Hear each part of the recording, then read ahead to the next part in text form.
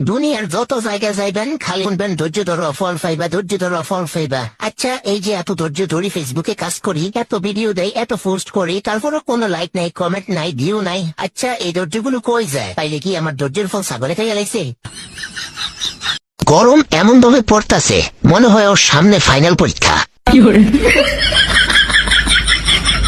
ছোটবেলা ভাবছিলাম বড় হয়ে গরিবদের সাহায্য করব। আচ্ছা, বড় হয়ে দেখি সবচেয়ে বড় গরিব তো আমি নিজেই।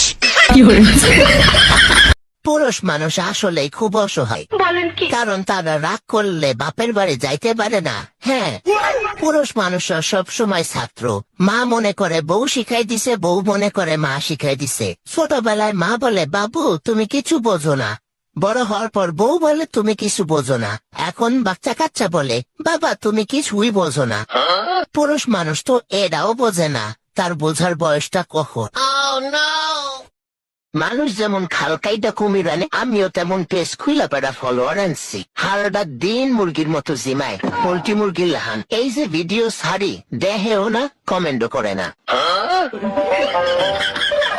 বড় লোক হওয়া তেমন কোনো কঠিন বিষয় না। 2-3 দিন আত্মীয় স্বজন পাড়া প্রতিবেশী সকলের সাথে যোগাযোগ করা বন্ধ করে দাও। 2 দিন পর যখন তাদের সাথে যোগাযোগ শুরু করবা, এমনিতেই তারা তোমাকে বড় লোক বলে ডাকা শুরু করে।